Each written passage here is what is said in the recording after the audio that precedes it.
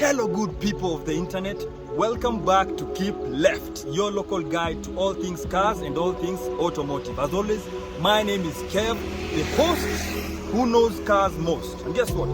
Today we're going to be reviewing the 2013 Mazda Demio.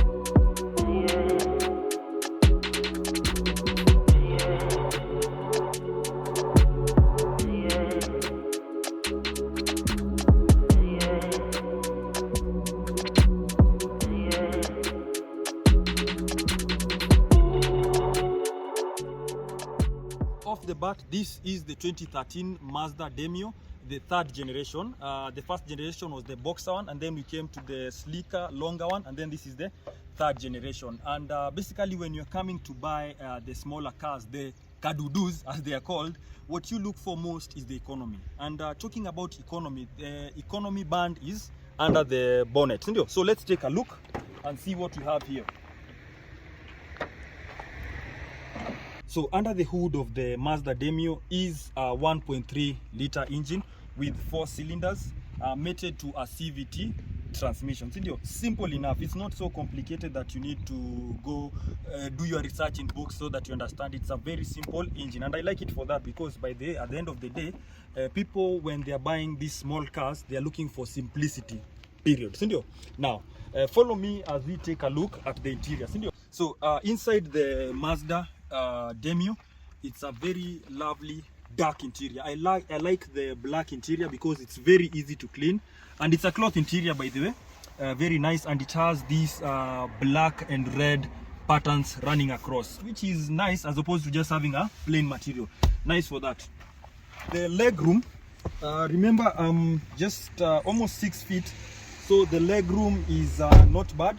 But also it's not so good. The car is not built for very tall people, because if you think about it, if I just lift my leg, I'm hitting the steering on both sides.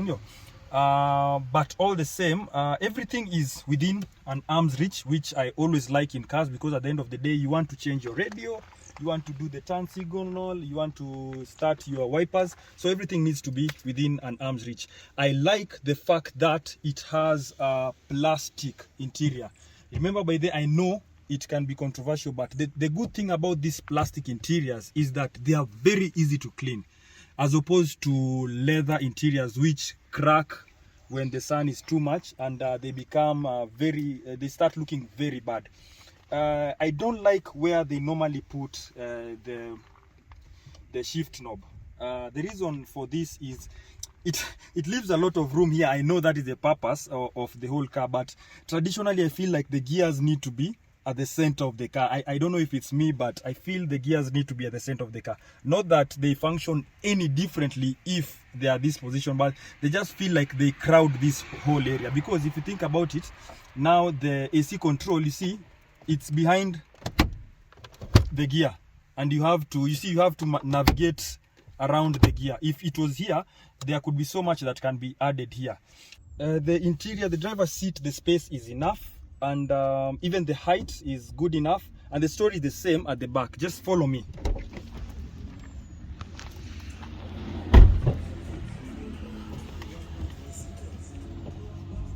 Surprisingly, the legroom at the back is more than enough, because considering my height, I am barely touching the front seat, and which is good. And look at the space at the top, more than enough. So even if you're very tall, you won't be reaching the roof. At the back, sorry, the same. The space is enough, if you ask me, because when you're buying this car, you're not looking to be hauling very heavy or very big stuff that won't fit in this boot. In my opinion, this boot is more than enough. Something that we can note, this car, because of the space, it doesn't come with a spare wheel. What you get is a compressor. Basically, in the event that you get a puncture, you can just re-inflate your tire to a point where you have pressure, and you can move to the nearest service station and have your tire fixed. And that makes sense, because if you are to put a spare tire here, Let me just do an example.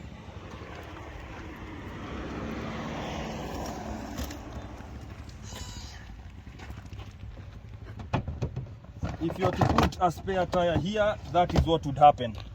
Those are the dynamics. If you put a spare tire, it eats up all the space. So Mazda were clever enough just to put a compressor, and this is not by Mazda alone. Even other car manufacturers, even for SUVs, are doing the same thing because it saves space. So tire, but it's not bad to have a spare wheel. For peace of mind, you can have a spare wheel. There's space, you can put it there. So now we've seen the interior of the car, we've seen the engine, we've seen the boot. What remains is to take this baby for a spin. So join me. By the driving this car feels like you're driving a go-kart. Everything is compact and within you. You feel like you're confined in a space, which is not a bad thing by the. And with the size of the car, you always feel like there's a space you can fit into, which is by the way something I like. For those people who like to maneuver a lot, this is a good car for you. The other thing I like about the car is when car manufacturers consider you in terms of where you should put your phones and other things, it's actually a good thing because there's more than enough space where you can put your phone, as you can see. Aside from that, there is a designated cup holder. Not a space where you choose whether to put your phone or to put your cup. So that's a good thing. In terms of drivability, let me just see how it takes off. Foot down.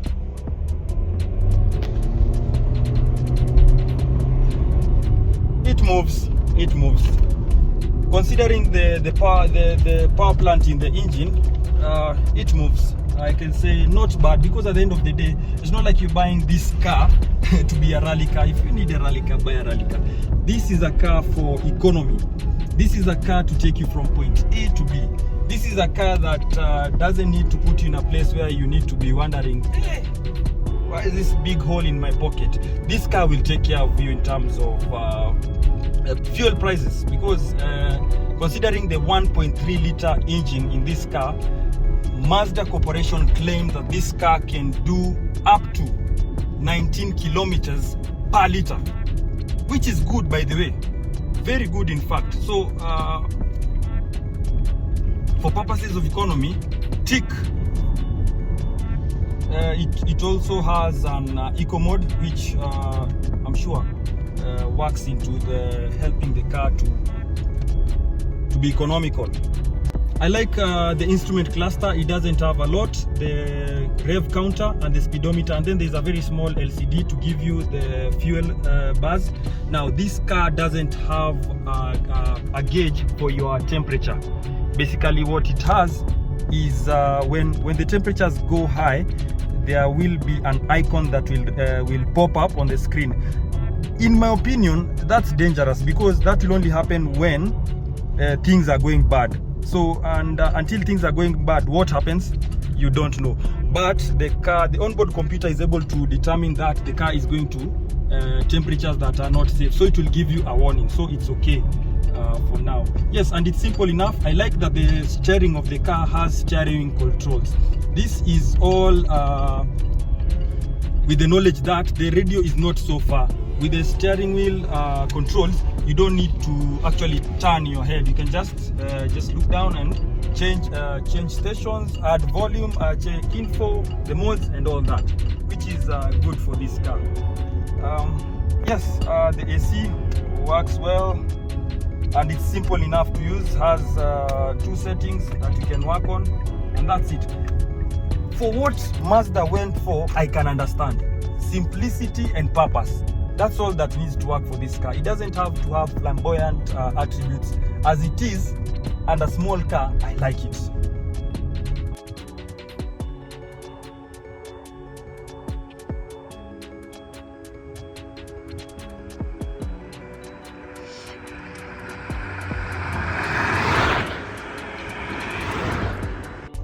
I don't know if you can tell, but we are in a different car now. This is the 2012 Mazda Demio skyactiv model. And if you look around, by the way, there is no difference. The interior is the same. It has the same black seats with red accents. The AC dials are different, I can say that. But aside from that, same plastic dash, same steering control units buttons. The gauge cluster, similar thing, no difference. The only thing that I can note is different is the LCD on the instrument cluster. The other one was a digital one, and I can tell this one probably is an LCD display system, which gives you a bit more information about the car. But aside from that, space inside, same thing. My legs still hit the steering when you drive. If you are to lift your head, your legs, the gear knob is in the same place where I dislike. The cup holder, perfect placing, and there are other compartments where you can put your phone, something that most car manufacturers actually don't think about, but is very essential. And yes, I thought it would be different, but guess what? So now, where is the difference between these two cars, the skyactiv and the normal version? Let's check if we were to do a speed count. If I was just to press my foot, let's do this. Let's go.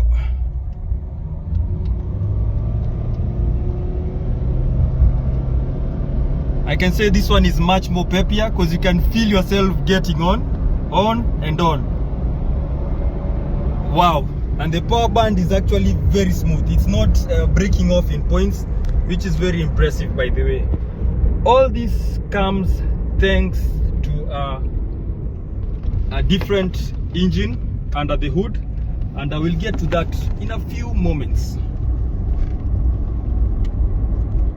A few differences to note between the normal version and this skyactiv version is these two buttons. One is the traction control button here, and the second one is the I-stop button, which helps you to the car is able to come to a stop. When you put your foot on the brake, the car will put itself off, because the onboard computer is able to tell that you've come to an idle stop, as it is ideally named. Now, I've spoken about the same functionality in a different car. So if you've not watched my previous video on the Mitsubishi Galant, which employs the same functionality on itself, but in the Mitsubishi Galant it's called the ASNG, which basically stands for automatic start and go. They employ the same mechanism. Basically, when you put your foot on the brake in a traffic stop, the car is able to shut the engine itself off. And when you come to when the traffic moves and when you depress the brake, the car will put itself on without you touching the key. That's a very nice feature to have on the car. So if you haven't watched that video on the Mitsubishi Galant, there's a link that is going to pop up anytime now, so you can click on the link and watch that video. Back to the Mazda Demio skyactiv. There's the I-stop and the traction control at the back. Very ably, they don't like to hide things. There is the skyactiv badge and the I-stop. Those are some of the differences you can note, because the other model doesn't have that.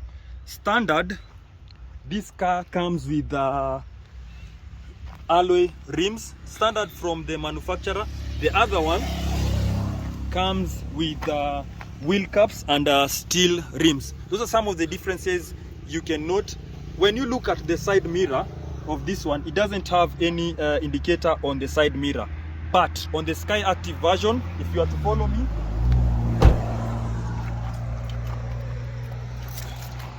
the skyactiv has side blinkers. It has an indicator there, and aside from that, it also has an indicator on the quarter panel, or the front quarter panel.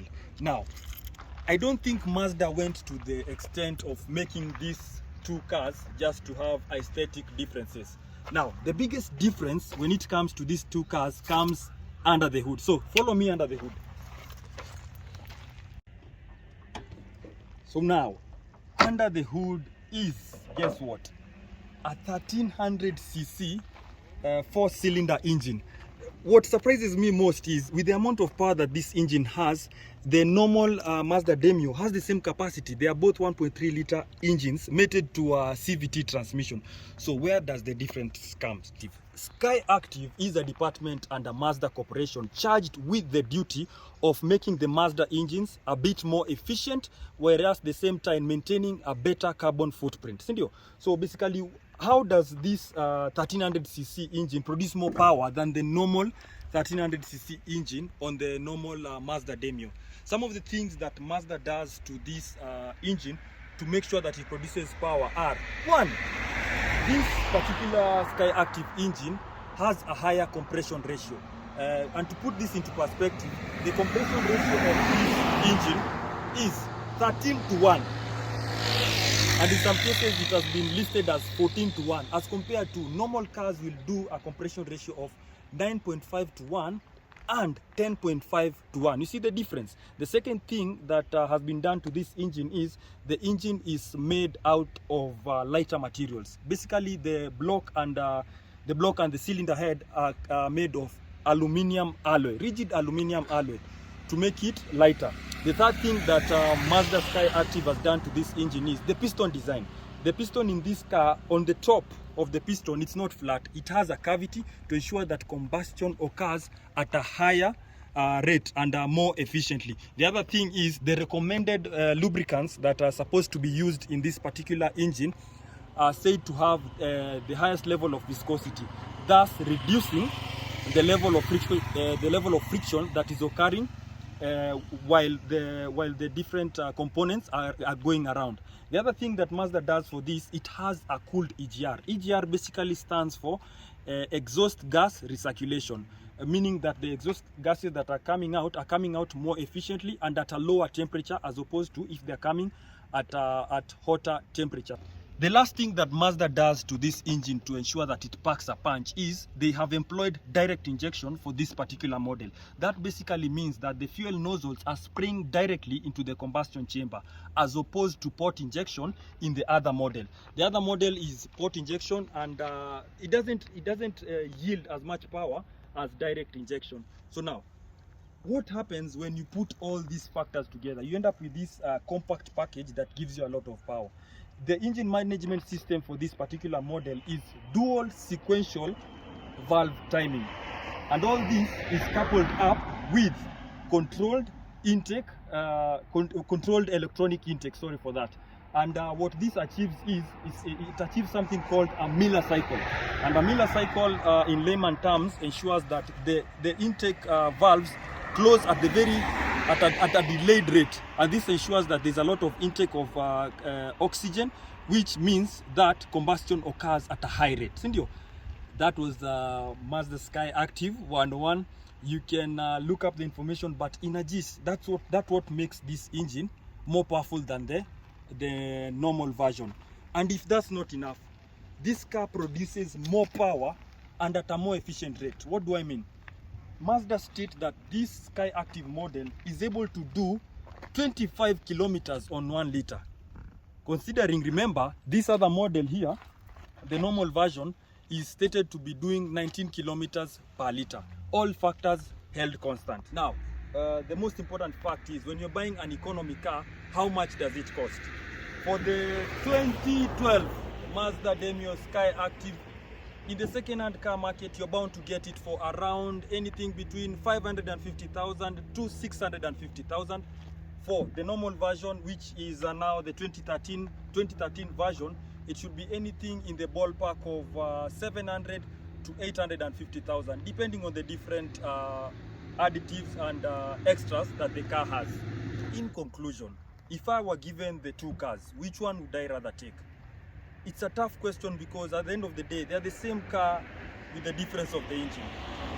If your pockets allow, I would go for the Skyactiv version, but at the end of the day, the normal version is still as economical as the Skyactiv version, with the difference being 6 kilometers per liter. I know that's a lot in the current market, but the Skyactiv version offers more in terms of accessories. It has the iStop. It also has the traction control, which this doesn't have. But those are not things that will stop you from buying a car. What I would say is Mazda are taking the car market into a good place. Why do I say that? We are currently going to places where in the next few years we are going to be driving laptops, and I know you know what I mean. But Mazda, since time immemorial, in the past, they have been on the forefront in terms of coming up with engine technologies that are going to supplement the petroleum internal combustion engines. What do I mean? There was the one called engine, the rotary engine. Now Mazda have come up with the technology that they call skyactiv. I like the direction Mazda are taking in terms of tackling the whole internal combustion engine. And I don't say that electric cars are not the solution, but if you look at even Mazdas that are going from 2015 upwards up to 2022, they are employing technologies that are only seen in F1 cars. Things like cars, kinetic energy recirculation system. Those are things that help the Mazda engines to recoup some of that energy that would otherwise be lost. Sorry for that. I like the direction Mazda are going. And if you ask me, it's something that I'm keen about. What I love about them is that for people who are called petrolheads, Mazda has actually got our backs.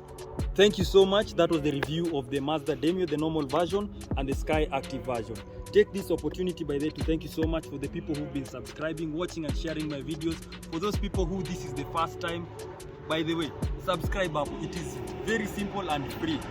Share, like, do it. From us here to the next time, it's peace.